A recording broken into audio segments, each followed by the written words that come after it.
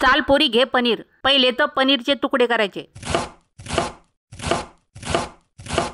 नंतर टाका काजू एका भगोन्यामध्ये, वता गरम पाणी। पाणी थंड झालं की काढा वरचे साल्ट। पोरी आज आपण काजू पनीरची भाजी बनवत आहे। चाल बरं ठेव गॅसवर कढई। टाक कढईमध्ये तेल।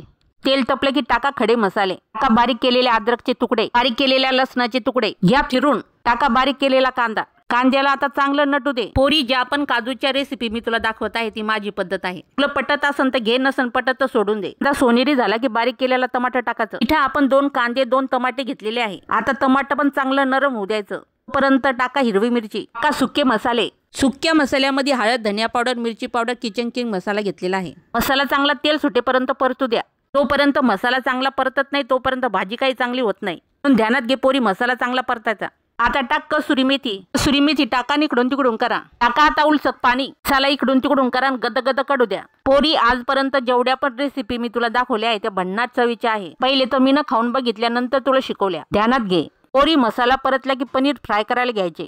तुला नसन फ्राय करायचे तर तू कच्चे पण टाकू शकते, तो ह्या आवडीनुसार। पोरी इथे आपण काजू पण फ्राय करून घेऊ शकतो, पण इथे आपण कच्चे काजू वापरत आहे।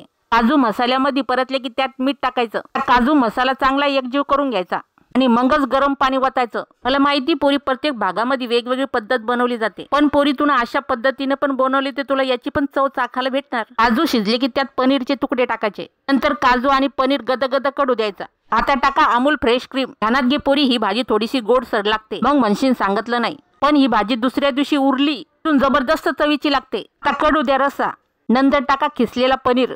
पुन्हा रस्सा गद कडू द्या। फक्त पोरी लास्टला थोडीशी साखर टाकायची, जे ग्रेव्हीची चव अजून भन्नाट लागते। आता टाका कोथिंबीर। चला आता झाला व्हिडिओ, ओका एक लाईक। चला आता झाली काजू पनीरची भाजी, घ्या खाऊन।